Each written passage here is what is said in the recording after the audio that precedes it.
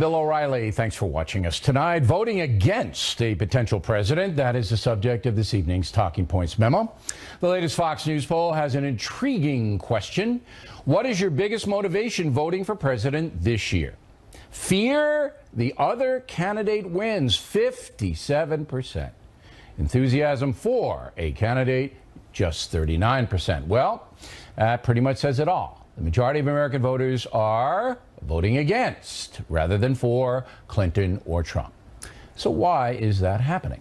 Let's take Donald Trump first. His problems with voters originate in two areas. First, his business background. It is not compatible with politics. Business people like Trump, and to some extent Mitt Romney before him, maximize profits and promote their products, sometimes in flamboyant ways. Both of those things can be exploited politically. For example, when the New York Times reports that Donald Trump took a $900 million tax loss back in 1995, the paper does so in an accusatory way. But almost any corporation would do the same thing. If some of your enterprises tank, you are allowed to deduct the losses against future gains. That's a hallmark of our tax system in America.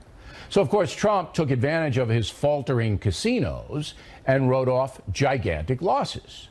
Fair-minded people can look at it two ways: that Trump is gaming the system because he's not upfront about his tax returns, or that he is to be admired for taking losses and then turning his companies around. As a responsible voter, how you see it is entirely up to you. But there's no question that Mr. Trump's getting hammered in the court of public opinion because his opposition is labeling him a business failure and a greed head. Whether Mr. Trump can overcome the New York Times report remains to be seen. It's the same on the woman issue. This whole Alicia Machado deal is basically a contrived situation. Ms. Machado despises Donald Trump, signed on with the Clinton campaign to disparage him.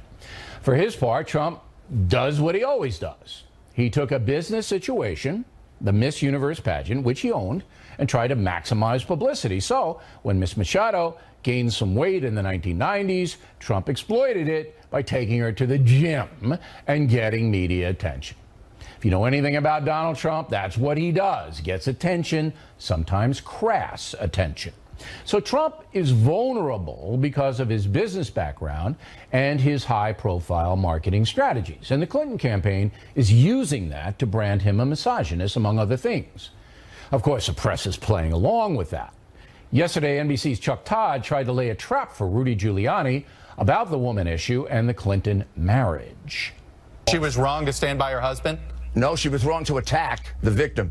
Are you the right person to level this charge? Yeah, I'm the right person to level this charge because I've never made such a charge, and I prosecuted people who committed rape. But your past, you have your own infidelity, sir. Well, everybody does, and I'm a Roman Catholic, and I confess those things to my priest. But I've never ever attacked someone who's been the victim of sexual abuse. Not only that, I've put people in jail who've been the victim of sexual abuse. All right. Well, and I've never participated in that. And I think you're bringing up my personal life really is kind of irrelevant to what Hillary Clinton did. She's running for president. I'm not. Now, Mr. Todd was totally out of line trying to set up Mr. Giuliani that way. He owes the mayor an apology. But the central issue is that Donald Trump feels he needs to discuss the Clinton marriage. Hillary Clinton's only loyalty is to her financial contributors and to herself. I don't even think she's loyal to Bill. You want to know the truth. And really, folks, really, why should she be, right? Talking Points believes statements like that are a mistake, that American voters, especially women, do not like the personal stuff.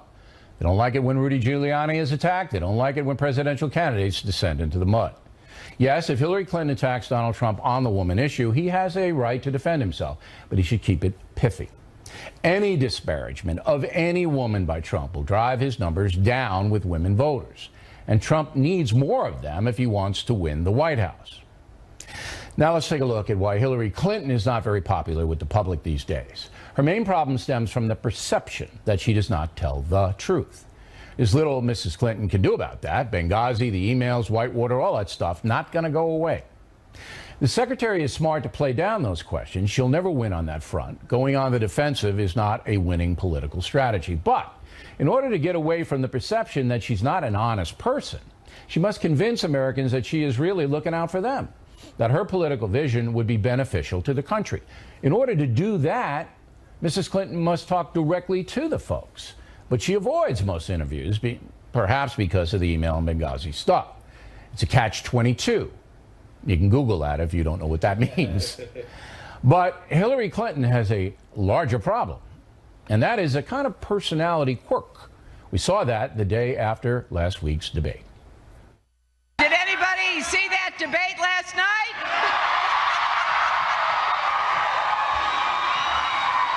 Oh, yes. Now, that looked an awful lot like gloating, which politicians can do to some extent, but it doesn't really help in the personality arena. That clip shows this kind of self-congratulation, this self-satisfaction, and as we know and as we try to teach our children, when you win something, don't gloat. Humility works, and the problem for her is this feeds the notion that she's in this for herself. Mr. Woodward nails it. If Hillary Clinton wants to be president, she needs to back away from it's all about me and make it all about us. Again, the only way to do that is to speak directly to the folks. Summing up, right now we have two presidential candidates who worry a lot of voters. If the election were held tomorrow, Talking Points believes the turnout would be low. And many of those who did not vote, who did vote, I should say, many of those who did vote, would be voting against rather than for one of the candidates. There is still time for Clinton and Trump to get a more positive policy-oriented message to the voters, but both of them have to stop making mistakes, stop the mudslinging, stop being self-centered. Finally, Donald Trump is a man who does not take slights well, and I can sympathize. I'm the same way. But over the years, I've learned to ignore most of the smears that come my way because I have far more important things to do here on The Factor than to deal with personal slights. That lesson did not come easy to me, and I wasted some of your time talking about stupid stuff that I should have ignored. Today, I let a lot of stuff go, and Donald Trump might consider doing the same thing. His supporters like his policy vision. They don't care about the personal stuff. In the end, Mr. Trump will have to win over more supporters to be elected, and policy is the way to do it. And that's a memo. Next on the rundown, Charles Krauthammer will react. Later, Waters goes to Chinatown to see how the Trump-China vision is playing down there. The Factor is coming right back. Continuing now with our lead story, most American voters not liking either of the two candidates. Joining us from Washington, Charles Krauthammer. Today, in Pueblo, Colorado, south in the state, Trump defended himself against the New York Times exposition and Hillary Clinton saying he's not contributing anything to the country by not paying taxes. Is that wise to mount an aggressive defense? Well, I think he sort of has to. It would be preferable if he could just sidestep it. That's what you would want, and that's what you have surrogates for. That's why he sent out Giuliani and Christie on the weekend, who said he's a genius for ducking taxes. I don't know if you're a genius. You hire the right lawyers and you make the decision to go ahead and to pay the minimal amount of taxes. I do think he needs to say something. The reason is he's resisted for a year the release of his taxes, and Hillary hit him pretty squarely by saying, what are the reasons? There are only a few possible to explain that. Nobody believes the audit excuse. Even his son said on TV he doesn't want 3,000. He doesn't want 300,000 people critiquing the tax returns. And that was so. But I think he's got to give some explanation, because this is obviously either the reason or the main reason why he wouldn't release his taxes. Okay, now I want you to he needs to say something. Step out of your role as a pundit, just as an American citizen, okay? So what he did, and we have Stuart Varney coming up behind you, so we're going to talk more about nuts and bolts, but I don't want to get into that. But what Trump did was perfectly legal, and I would submit to you that 95% of all businesses, if they get hammered in a certain year, take as much as they can on a loss basis, so they can, when they make profits, they can have that as a shield. So we understand it intellectually, But emotionally, do you feel most Americans are going to turn against Trump because of this? I think emotionally, most Americans will be offended. Offended by two things. Number one, remember in the debate, she said maybe because he didn't pay any taxes. And he says, well, that would make me smart. Well, her follow-up the next day was pretty good. If that's smart, then what about you who pay taxes? That implies that you're stupid. It doesn't help to essentially be calling the voters dumb for following the rules but and I didn't take it that way. taxes. I didn't get that as the implication, and believe me, I pay many people enormous are amount of taxes. Okay, well, and yeah, I'm not going to dispute that. Look, it sunk Romney, the rich guy hiding money in the Caymans or whatever they threw at him, really hurt him. But on this level, with Trump making his whole campaign about what an astute businessman he is, then he can say, look, this was available to me.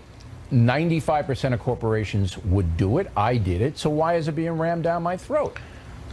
Well, in his case, it isn't as if he's acting for IBM. Trump Organization is Trump. When he says I had a fiduciary responsibility to my company, that means to myself. Yeah, and his family and his employees. Yeah, the family and employees, that's right. true. Yeah. But this is not as if he's acting for some Come on, you're third party. splitting hairs here, Charles. I mean, if you have if you are a businessman and you have a code, a tax code, and you follow the tax code, I'm not understanding why this is heinous. I didn't say it was heinous. You asked me how I thought people would react. I'm telling you how the ordinary person who pays a substantial amount in taxes would react. There's a very rich guy. He could afford it. He keeps talking about what government is doing. He's not contributing to it. I think the visceral effect, we're not doing intellectual analysis here, is A, I'm a chump for paying my taxes, and B, he's something less than patriotic if he didn't contribute something. Okay. And I think see that's the that feeling. some people, probably the anti-Trump crowd, will see it that way. Now, I expect this to come up tomorrow night in the vice presidential debate. Kaine has got to lead with it and try to get Pence into a corner on it. And then, of course, next Sunday night with Cooper and Raddatz. So is that fair, though? Hillary Clinton's got a lot of stuff in her closet that she did, but this might be all overridden by this tax thing. Everything is fair. Is there any piece of garbage that hasn't been pulled out in this election and tossed over the net at the other guy? No. So the fairness issue is not an issue. The question is, will it resonate? I think it does resonate, but mostly because he's been hiding his taxes and is the first candidate in several generations to do so. That increases the salience. And also it means that we now get an October surprise instead of an October 2015 surprise, at which point you could ride it out a lot more easily. The later this stuff comes out, the more damaging it can be. So Trump, and that's on him. That's a decision he made. He has to have a very strong defense, and he started it today in Colorado, in order to counter that, because I agree with you, it's not going to go away right now, and people are going to want to hear what he has to say about it. Charles Kratheimer, everyone. Directly ahead, Stuart Varney, as mentioned, has some thoughts about the Trump tax situation. And later, both Trump and Clinton on the campaign trail today. Did they attack each other? You bet they did. We'll show you what happened up ahead. Impact segment tonight, as we report in the Talking Points memo, the New York Times printed a partial tax return for Donald Trump from the year 1995. It said the businessman took a whopping $916 million loss against future earnings. One footnote, somebody sent the New York Times that information and may have even mailed it from the Trump Tower. By the way, it is technically illegal for anyone to print someone else's tax return. With us now here in New York City, Stuart Varney, anchor on the Fox Business Network. So you're a Trump supporter. When you read this story, did you think this is going to hurt him? Yes, I did. I think it gives an opportunity to his opponent, who will say, see, the rich do not pay their fair share in taxes, Donald Trump included. I think it's going to be brought up in the vice presidential debate tomorrow night by Tim Kaine, and Hillary Clinton has already brought it up. Yeah, she brought it up today, and she'll do it in a debate next Sunday night, too. It's an opportunity for his opponent, and they're going to run with it. I think what Donald Trump needs to do is to pivot away from that tax problem back in the 1990s to his tax policy right now, because that is a winning policy. That will be a winning issue tax for him. cut policy. Absolutely. Cutting taxes. It's the only plan out there that gets America growing again. You need to get growth to get back to prosperity. That's important. But remember, Romney was caught up in a similar situation last time around, and he wanted to cut taxes, or so he said, as well. But they demonized Romney as this rich guy who may have offshore accounts, hide money, didn't care about the 48% who needed assistance on all of that. Wouldn't it be wiser for Trump to say, listen, I took a legal tax break because my company was in trouble back then, and I turned it around, and everything I did, every corporation would have done. And by demonizing me, Mrs. Clinton, a wealthy individual herself, is basically being dishonest because she knows what I did was perfectly legal. I wouldn't want him to go back to something like he's gone back to the beauty queen. Yeah, but it's a different situation, though. Yes, it is. Because he built his campaign on being a good businessman. Sometimes he can't let things go, and he really needs to let things go. The beauty queen, that was heaven's ridiculous. sake. Right, And that was don't crazy. ever go out in public and mix a woman's weight with women. I mean, don't do that. No, That's a I know, but classic you got, mistake. like I said in the talking points, you got to cut him a little slack because he had no idea he was going to run for office back then. He was trying to get publicity, and that's what he did. He didn't do it intentionally. He did it to try to buff up the Miss Universe contest. Not make any excuses, just putting it in context. But let's get back to his tax thing. He does have a problem because he isn't releasing his tax returns, and traditionally candidates do. All right. Now he gets exposed for this massive tax write-off. So you're advising Trump, and you say just ignore this? No, I say turn it to your advantage. What he did was he took this huge loss, $916 million, discounted it against his future income, therefore paid no income tax, we think, in a number of years. He should turn that around and say, look how I bounced back. Yeah, I took one big loss, but you should admire me. He shouldn't have to say that, but admire the man for an extraordinary bounce back. And after all, he only did what millions of Americans have done. I did that. I took a hit on a house that I owned in the 1980s, lost a lot of money, took a tax loss in a couple of years in the future against my future income. Millions of Americans do this. It's part of our tax code. It's part of our way of getting back after you've made a big loss. What about the argument that Secretary Clinton is making, and she made it today, that if you don't pay any taxes because you have these write-offs and these losses, you don't really contribute much to the defense of America or the infrastructure or the well-being of the country? He was contributing to America by regrowing his business, which now employs thousands of people and works all around the world. I think that's a better contribution to the economy and to America than pumping money into the government, which wastes an awful lot of it. Will he have to address that? I think that the two moderators, Cooper and Raditz of ABC, Cooper of CNN, will hammer him on his taxing. Yes, so we know Kaine it's will coming. bring it up. Even if the moderators don't bring it up, Tim Kaine definitely will. Well, but Kaine doesn't really have much. I mean, you know, Kaine, Pence. Look. I think he should just go on the attack. He's got a terrific tax-cutting plan, which will give us growth and I think prosperity. That's why I support But he has to answer some of the questions that come his way. So you've got to be. He's got to learn how to be a good politician and deflect and pivot very, very quickly. I heard all about that back in the 1990s. Now look at this. I got a plan that'll make you prosperous. Bring back America and the middle class. This is a speculative question. I don't usually ask them, but since you did go on record, and you are a Trump supporter, saying he's wrong to defend himself in these kinds of beauty contests and other things, why do you think he does it? I don't think he can control himself. I think there's an element of vanity in the man.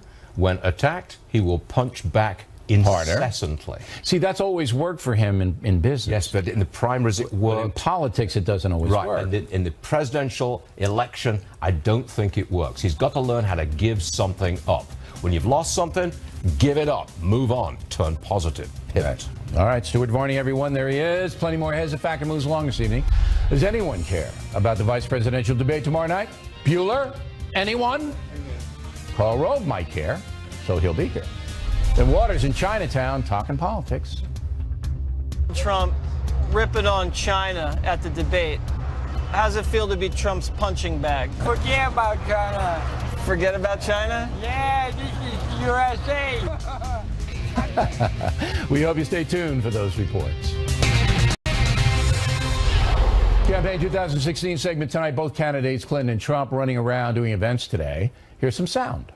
I have legally used the tax laws to my benefit and to the benefit of my company, my investors, and my employees. I mean, honestly, I have brilliantly used those laws. In the debate, he said it was smart to avoid paying taxes. Yesterday, his campaign was bragging it makes him a genius. Here's my question. What kind of genius loses $1 billion in a single year? Joining us out in Boston, Marianne Marsh. Here in New York City, Monica Crowley. So Trump had a tough time last week. You would admit that, yes. right? All right. And what do you think was the reason that he lost the momentum? Was it the debate? Was it something else? What was it? Well, I think it was twofold. First, I think about halfway through the debate, he lost his balance a little bit because he allowed Mrs. Clinton to get under his skin on the tax return issue, on the women issue, and so on. So I think he emerged from the debate a little weaker than when he went in. And then he pursued the Miss Universe thing at 3 o'clock in the morning on his Twitter feed, which was not the smartest move because he allows himself to be distracted and go down these rabbit holes when most voters understand this country has serious All right. problems. I asked Stuart this question. Why do you think he does it? Because I'm sure his advisors have told him not to play small ball, and if you're hit with something like that, just whack it away and then go on to the big things. I think personality-wise and politically, he believes staying on offense is a smart idea, which generally it is. But when you're running at this level, you have to determine what's worthy of staying on offense and what is not. Going after a Miss Universe from 20 years ago is not worthy of this. The presidential nominees on both sides should never be caught punching down. Punching down to Miss Universe was a big mistake for him. Marianne, when Hillary Clinton makes it about Donald Trump, and not about improving the lives of the people she says she cares about, isn't that a bad move? You have to do both, and she's tried to do both the last several weeks, but you also have to capitalize upon the events. And the last several days, to Monica's point and yours earlier, have been epically bad for Donald Trump. So you have to take full advantage of that. We are still in the negative stage of this campaign, believe it or not, and it's going to get more negative, I think, unfortunately. So when Donald Trump had the kind of performance at the debate he did, he continued it with the Twitter feed, criticizing Miss Universe, criticizing Hillary Clinton's illness, criticizing her marriage. He makes it worse. So of course you're going to call those things out. But I'm not so sure that helps her, though, because as you saw in the Fox poll, all right, as you saw, and every poll says the same thing. Americans don't really like Secretary Clinton at this point. They don't like her. If they did like her, she'd be ahead by 30 points. Doesn't matter. Trump's a new guy, all right? So it doesn't matter. They don't like her, all right? So isn't it worth Secretary Clinton's time and effort to try to win people over rather than, hammering negativity all day long? She will, and she is, but I think the point here, Bill, is... And how do you know she will? She isn't, and how do you know she will?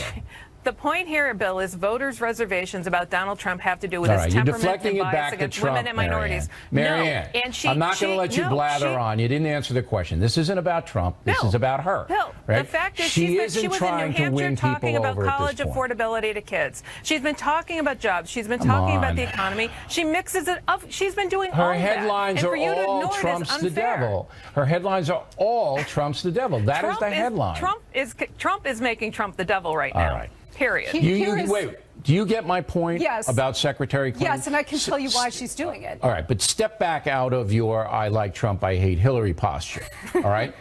I'm trying to understand why someone as experienced as Secretary Clinton isn't trying to win people over. Because she cannot run on her record, therefore she has to reach back 20 years and try to make the race about Donald Trump. I know, but what I'm trying to tell you is there are certain political rules of gravity here. Mrs. Clinton can't abide by any of them because she cannot run on her record. So she has to make this race about Donald Trump, but here's the problem for her. And Trump has this challenge as well.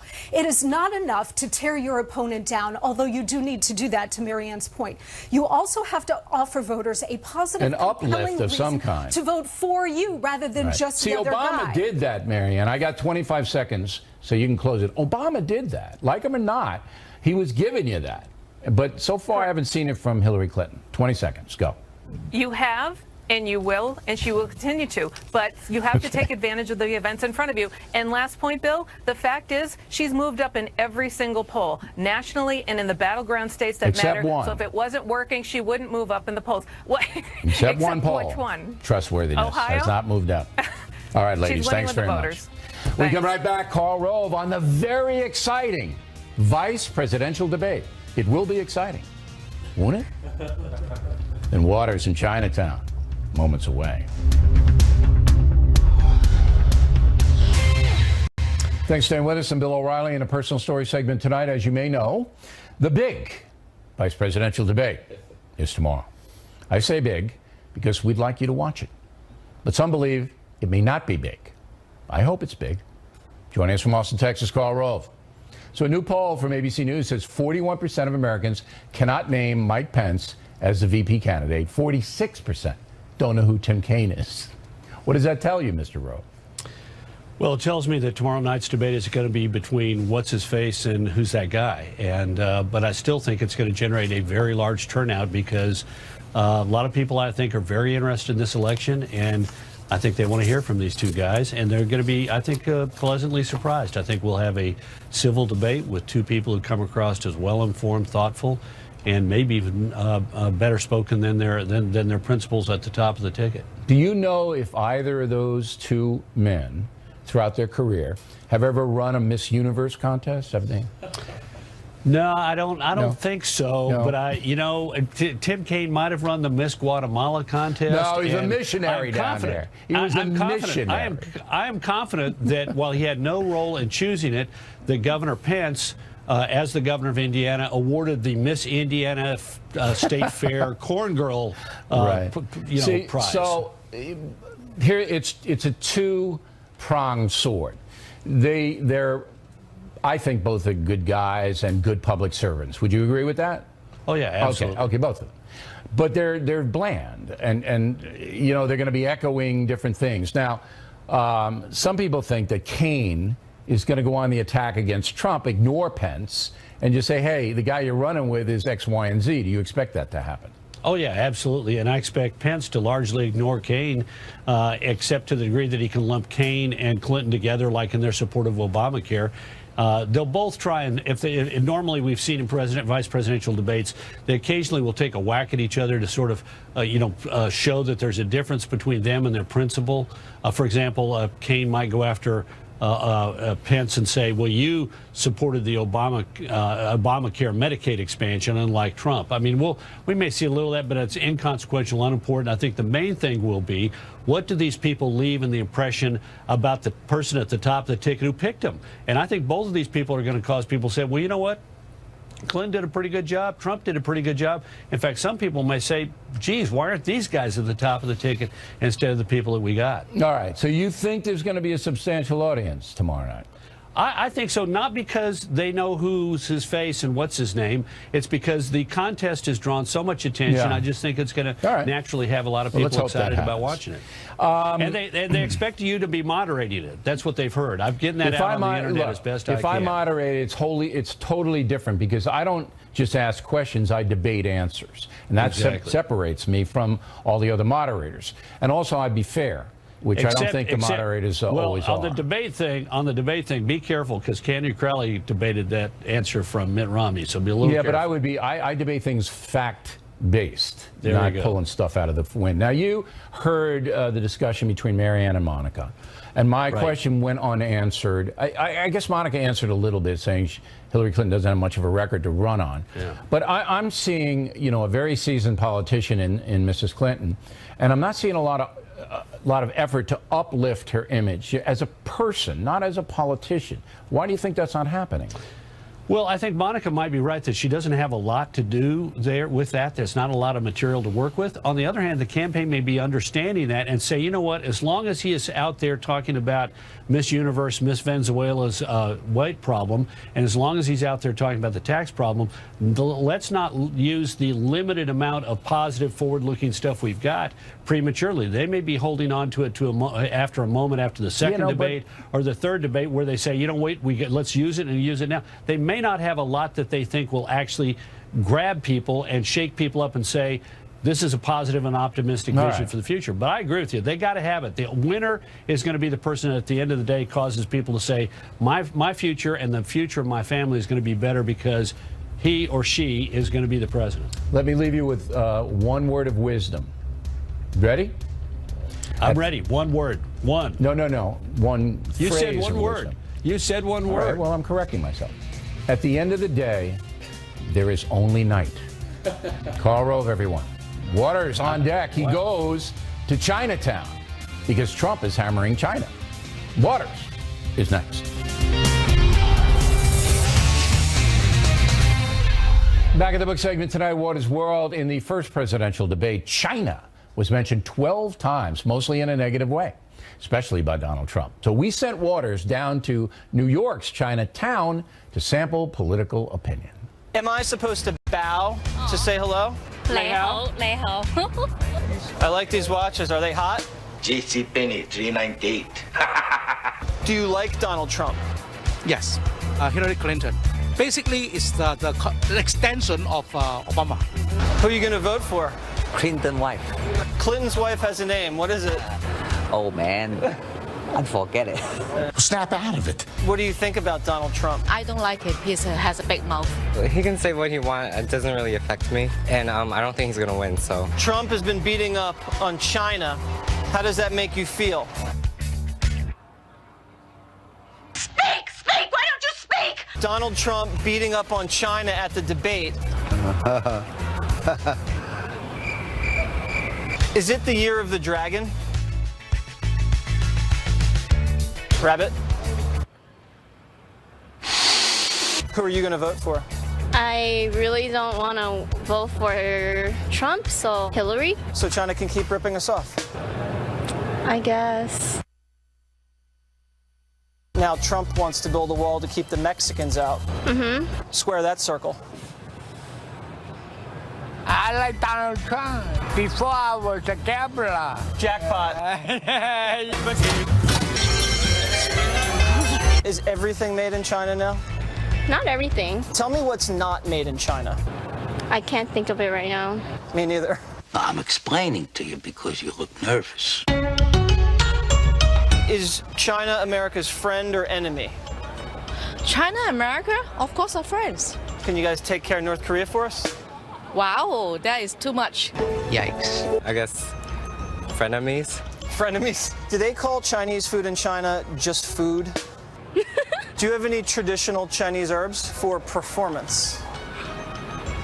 I'm not gonna ask my parents about that. I meant on television. Oh, okay.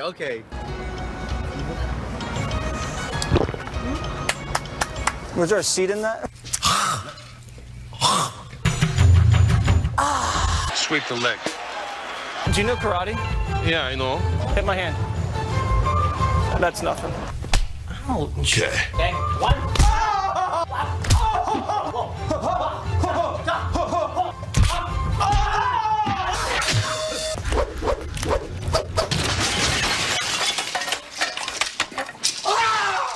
Do you guys like to party? Yeah, tonight we go to party. Oh, that's the spot.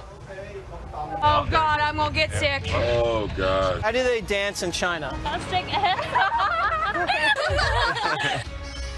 Can you play This Little Piggy Went to Market? How do I say in Chinese, this is my world? 呢個係我嘅世界。 Ligo Hanoi Saitai. You gotta say it right. Either don't say it. 呢個 Nico. not Japanese, Chinese. You gotta do it properly. Okay, teach me. Otherwise, forget it. Nigor Hai 我 Go 嘅世界。 Kesai Gai. That's it. Forget it, Jake. It's Chinatown.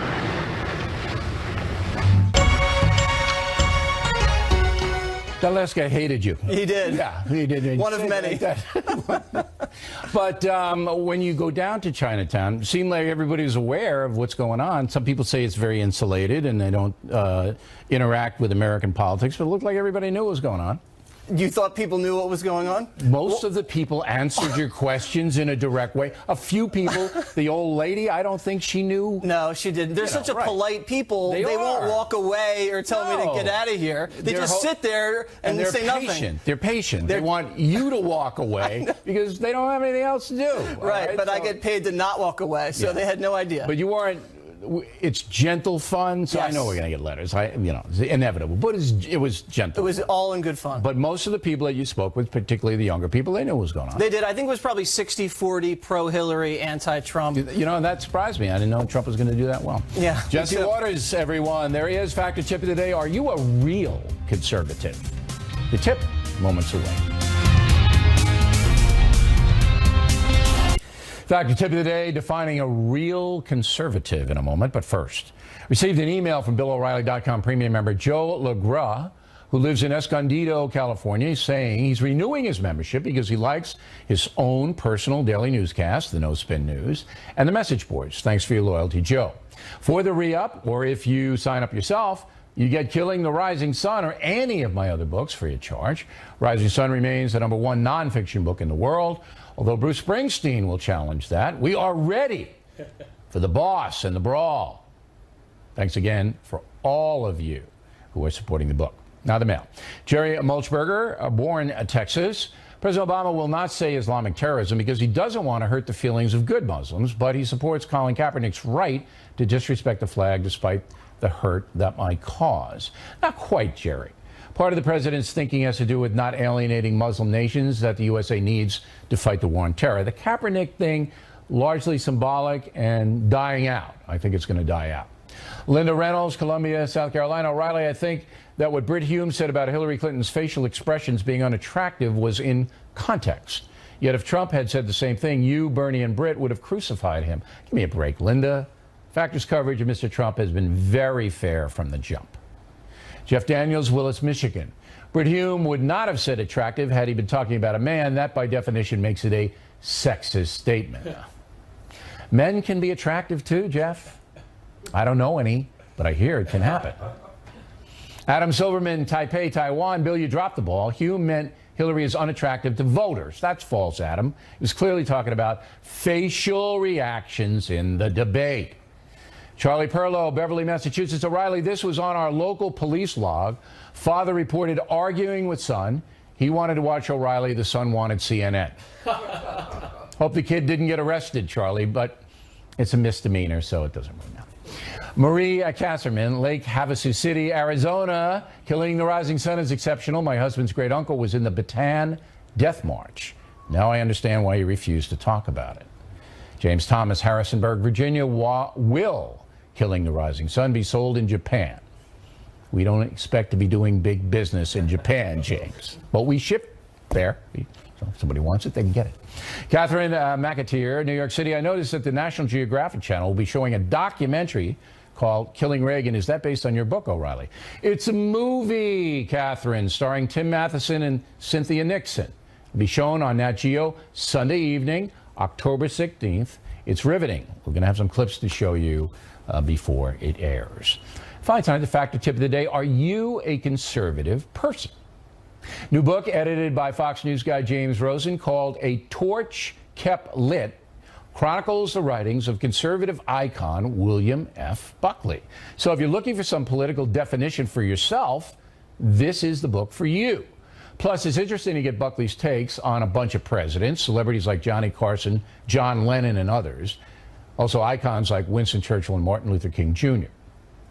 Good book. Factor tip of the day. And that is it for us tonight. Please check out the Fox News Factor website, differentfrombillO'Reilly.com. Also, we would like you to spout up about the Factor from anywhere in the world. O'Reilly at FoxNews.com, O'Reilly at FoxNews.com. Name and town if you wish to opine. Word of the day, do not be curious when writing to the Factor. If you know that word, you're good. Now, tomorrow we will be live leading up to the big vice presidential debate. And so, hey, guys might surprise you. I mean, they might come in, you know, haymakers. Nothing can top Sarah Palin, though, right? I mean, come on. So we're going to have a preview and pretty interesting stuff right before that debate. And, of course, we'll have Trump, Clinton, and all of that. Again, thanks for watching us tonight. I am Bill O'Reilly, and please always remember that the spin stops right here, because we are definitely looking out for you.